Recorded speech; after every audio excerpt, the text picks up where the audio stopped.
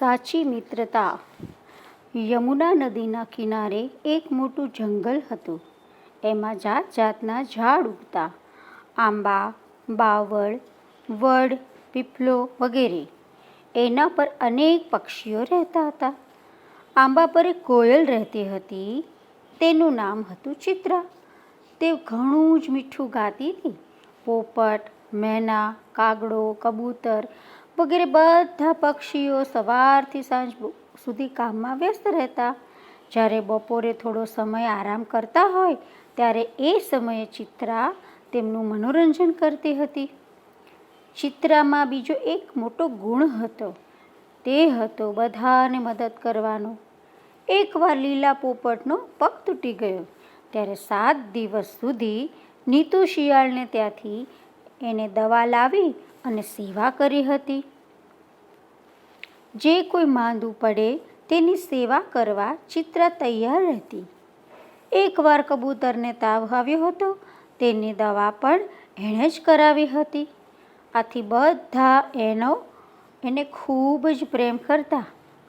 એક વખતની વાત છે. નદી કિનારે સામેથી એક સાબર જંગલમાં આવ્યું. ચકલી, કબૂતર, મેના બધાએ કિકિયારી કરી એનું સ્વાગત કર્યું.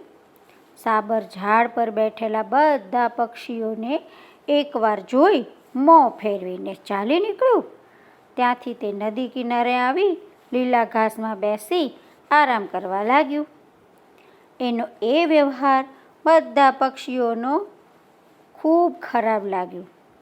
કબૂતર બોલ્યો, આ કેવું છે? અમારા સ્વાગતનો જવાબ પણ ન આપ્યો. પોપટ બોલ્યો, અરે ઘમંડી હશે એટલે જ તો મોં ફેરવીને ચાલ્યું ગયું. મેના બોલી, એ આપણો મહેમાન છે. ચાલો આપણે ફરીથી એકવાર એનું સ્વાગત કરીએ. પછી તેને ચિત્રાને કહ્યું, ચિત્રા, તમે સાબરભાઈના સ્વાગતમાં સુંદર ગીત ગાઓ ને. એટલે ચિત્રા મીઠા અવાજમાં ગાવા લાગી.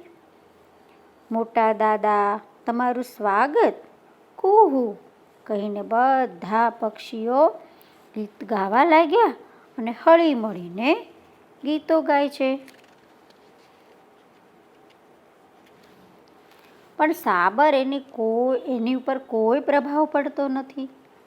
તે વિચારતું હતું કે હું તો મોટો છું, મોટા ઘરનો છું. આ નાના પક્ષીઓ સાથે કેવી રીતે મિત્રતા બાંધું?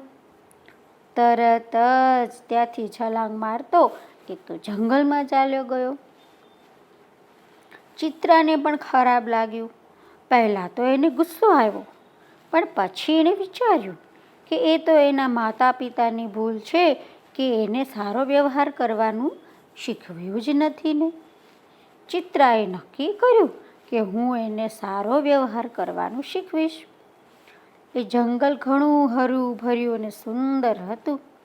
ત્યાં ખાવાનું પણ ઘણું જ હતું.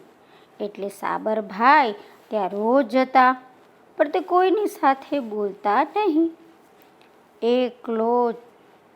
એકલો ઝાડીઓ અને જંગલોમાં શિંગડા ભરાવતો અથડાતો હરતો ફરતો. કબૂતર, મેના, પોપટ કોઈ પણ એની સાથે એને બોલાવે તો પણ તેની સામું જોવે નહીં. એવી રીતે ચિત્રા પણ નહોતી બોલાવતી. એનું વિચારવું હતું કે એકલો ઘમંડી થઈ ગયો છે આ તો. તે કલાકો સુધી એના શિંગડા ભરાવી ફરતું.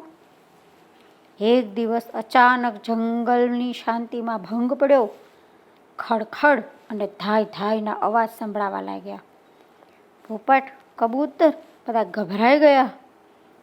તેઓ પોતાની પાંખો ફફડાવી ઝાડ પરથી ઉડી ગયા. એટલામાં કાગડો દોડતો દોડતો આવ્યો અને બોલ્યો, નાસો અહીંથી, 2 શિકારી આવી રહ્યા છે. એમની પાસે 2 બંદૂકો છે. આપણને બધાને મારી નાખશે.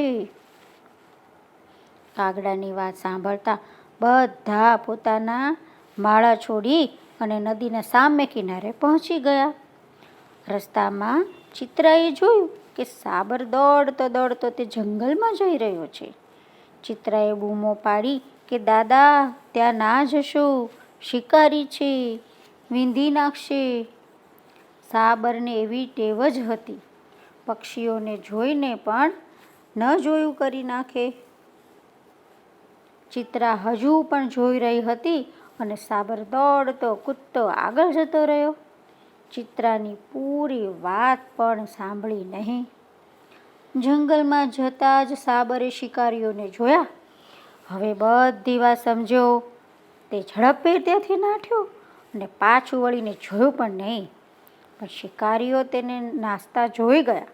શિકારી પછી તો એની પાછળ પાછળ દોડવા લાગ્યા. સાબર ઝાડીઓના થાકતું, અથડાતું, લપાતું, છુપાતું છેવડે અંદર જંગલમાં જતું રહ્યું. તેને પગમાં વાગી ગયું અને બેભાન થઈને ખાડામાં પડી ગયું. શિકારીઓ પોતાનો શિકાર શોધતા ત્યાં આવ્યા. તેમણે ચારેય બાજુ જોયું પણ કંઈ દેખાયું નહીં. ગાઢ ઝાડી અને પર્વતની ટેકરીઓમાં પણ સાબર દેખાયું નહીં. નિરાશ થઈને શિકારીઓ પાછા ગયા. રાત પડવા છતાં સાબર પાછું ન આવ્યું ત્યારે આંબા પર બેઠેલી ચિત્રાને ચિંતા થઈ. એકવાર એને મનમાં થયું કે સાબર આપણી સાથે બોલતું ન હતું, પણ તેની ચિંતા તો મને થાય ને. એણે વિચાર કર્યો, આપણે બધા જીવજંતુએ હળીમળીને રહેવું જોઈએ, એકબીજાની સેવા ચાકરી કરવી જોઈએ. ઊંઘ ભરી આંખો સાથે ચિત્રાને આળસ ખાધી, પાંખો ફફડાવી અને જંગલ તરફ જવા લાગી. રાતની ચાંદનીમાં ફેલાઈ હતી. બધું સાફ દેખાતું હતું. ચિત્રાએ નદી કિનારે ઝાડ નીચે લીલા લીલા ઘાસ પર ઝાડીમાં ફરી ફરીને સાબરને શોધ્યું, પણ કાંઈ દેખાય નહીં. છેવટે નિરાશ થઈ ચિત્રા ઉડવા લાગી. ઝાડી વચ્ચે તે ઉડી રહી હતી ત્યારે એની નજર જ્યાં સાબર પડ્યું હતું ને ત્યાં પડી. તરત નીચે ઉતરીને જોયું તો સાબર બેભાન. તે પોતાની ચાંચમાં નદીમાંથી 3-4 વખત પાણી ભરી લાવી અને સાબરના મોં પર રેડ્યું. ત્યારે સાબરને કાંઈક ભાન આવ્યું. આંખો ખોલીને જોતા ચિત્રાને પોતાની સામે જોઈ સવારની વાત એને સાંભળી. તરત જ એના સમજમાં આવ્યું કે કોયલ મને મદદ કરવા માંગતી હતી, જેની સાથે હું વાત પણ કરવા નહોતો માંગતો. સાબર ગળગળું થઈ ગયું. એની આંખમાં આંસુ આવી ગયા. હમણાં જ આવું છું દાદા, એમ કહીને ચિત્રા ઉડી ગઈ. થોડી વારમાં પાછી આવી ત્યારે તેની ચાંચમાં લીલું લીલું ઘાસ હતું. સાબર ભૂખ્યું હતું એટલે તેણે ઘાસ ખાધું. જલ્દી જલ્દી તે ભાનમાં આવવા લાગ્યું. તેણે પૂછ્યું, ચિત્રા બહેન, એક વાત બતાવો, તમે મને શા માટે મદદ કરો છો? હું તો તમારી સાથે બોલતું પણ ન હતું. સવારે મેં તમારી સાથે વાત નહોતી કરી. ચિત્રા હસીને બોલી, ભાઈ, આપણે એકબીજાના કામમાં આવીએ, બીજાને મદદ કરીએ, એમાં જ જીવનની સાર્થકતા છે. સાબર સમજી ગયું, ખરેખર આપણને બધાને ઈશ્વરે બનાવ્યા છે. આપણે ભાઈ બહેનો છીએ, બધાએ હળીમળીને રહેવું જોઈએ. હવે સાબર, પોપટ, મેના, કબૂતર બધા પ્રેમથી વાતો કરે છે. કોઈને સાબર માટે ફરિયાદ તો રહી નથી. ચિત્રા નીતુ શિયાળને ત્યાંથી દરરોજ દવા લાવી સાબરને દવા કરે છે. તે તો હવે સાબરની પાક્કી બહેનપણી બની ગઈ છે. બંને આંબા ઝાડ નીચે બેસી વાતો કરે છે.